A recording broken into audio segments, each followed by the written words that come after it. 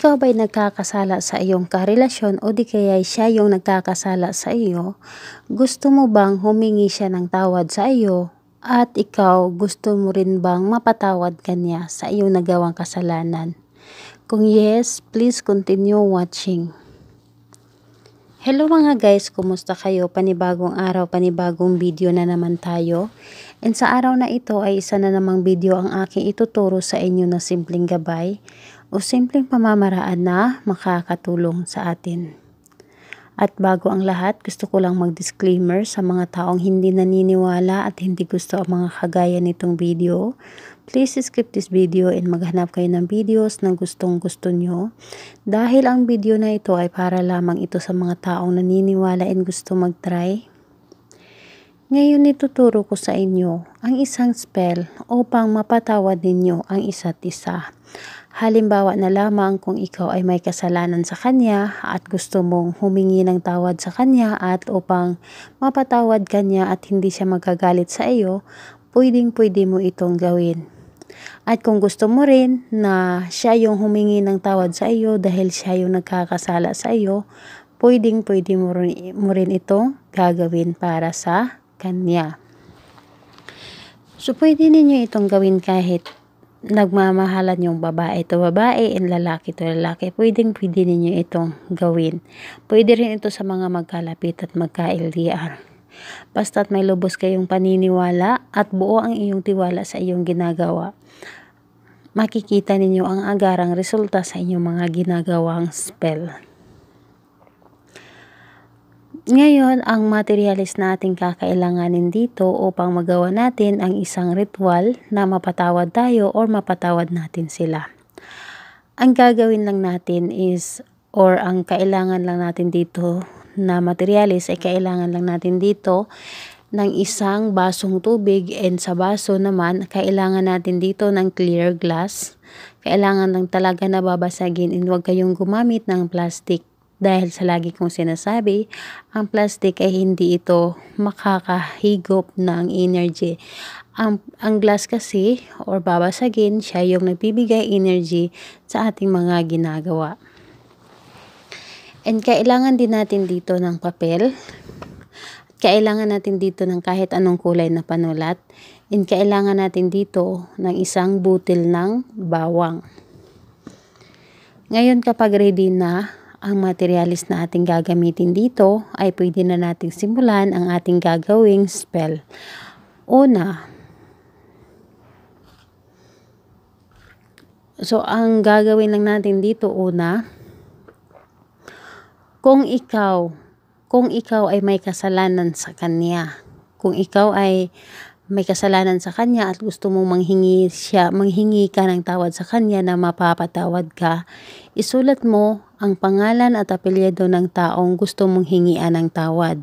Halimbawa ay nagkasala ka sa iyong partner, isulat mo ang pangalan at apelyido ng iyong partner ng 7 beses. Pangalan niya at apelyido ng 7 beses.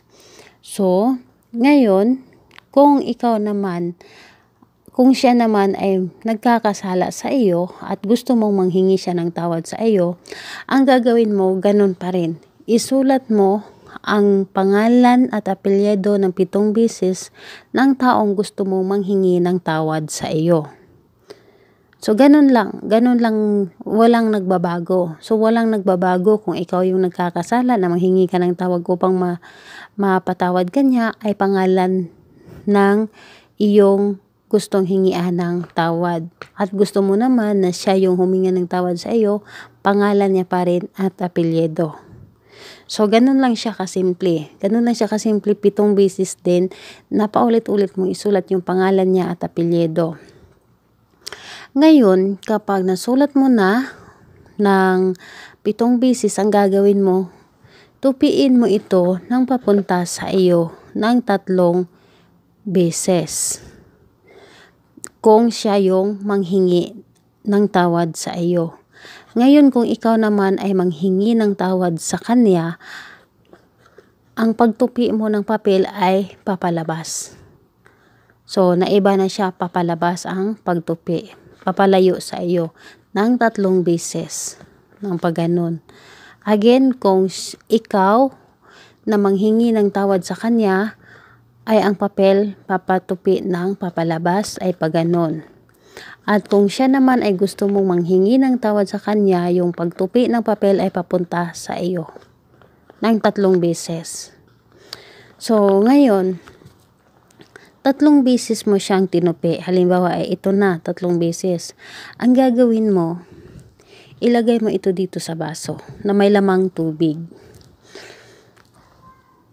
At ilagay mo din ang bawang sa loob ng baso na may lamang tubig. Ngayon, hawakan mo. Hawakan mo itong baso na ito. Sabihin mo dito na sa pamamagitan nito, tulungan mo ako na mapatawad ako or manghingi siya ng tawad. Nakadepende sa iyong sitwasyon. Kung ikaw yung manghingi ng tawad na gusto mong mapatawad kanya or di kaya siya yung gusto mong manghingi ng tawad sa iyo. So, nakadepende sa iyong sitwasyon ngayon. Sa inyong sitwasyon sa paggawa ninyo. Kung ano ba ang sitwasyon ninyo ngayon, ikaw ba ay manghingi ng tawad o siya yung manghingi ng tawad at sabihin mo lang dito na mapapatawad o manghingi siya ng tawad sa akin, kausapin niya ako ng maayos at manghingi siya ng pasensya, patatawarin ko siya, basta't manghingi lang siya ng tawad or di kaya papatawarin niya ako sa mga nagawa kong kasalanan sa kanya at maging okay kami at hindi na kami mag-aaway at hindi na muli akong magkakasala or hindi na siya muling magkakasala sa akin. So, ganun lang. Kausapin mo lamang siya na parang kinakausap mo siya ng harapan. Kumbaga, dito pa lang ay nanghingi ka na ng tawad kung ikaw yung nagkakasala or di kaya'y sabihin mo na manghingi ka ng tawad sa akin, papatawarin naman kita at kailangan lang na ano ka sa akin, magpaliwanag ka, bakit mo nagawa ng ganito, bakit mo nagawa ng yun. So, sabihin mo lang siya na parang siya yung kausap mo ng harapan. And syempre, galing sa iyong puso ang iyong mga hinihiling. Hindi yung basta-basta na lang binubuka ng iyong bibig, pero wala galing sa puso. Kailangan lang talaga na mataimtim ang iyong mga kahilingan. And syempre, sabayan ito din natin ng dasal galing sa Panginoon. So, ngayon, kapag natapos ka ng humiling dito, ang gagawin mo, yung tubig or yung baso, ilagay mo sa itaas na bahagi ng iyong pwedeng mapaglagyan. Lagay mo. Kung wala, pwede sa ilalim ng iyong kamay. And syempre, make sure mo na walang ibang makakakita nito, na ikaw lamang ang makakaalam nito sa iyong mga ginagawa. And ayun, kailan ito pwedeng gawin? Gawin sa malakas na araw, Tuesday or di kaya Friday, ng kahit anong oras. And pwede sa ibang araw, basta new moon or di kaya full moon.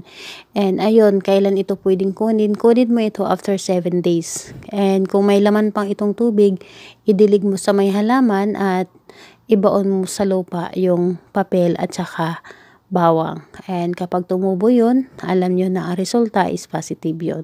And ayun, magtiwala lang and ayun, laban lang hanggang tumalab ang inyong mga ginagawa and huwag madaliin.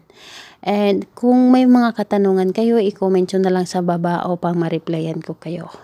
And don't forget to subscribe to my channel. Bye bye everyone. God bless us all.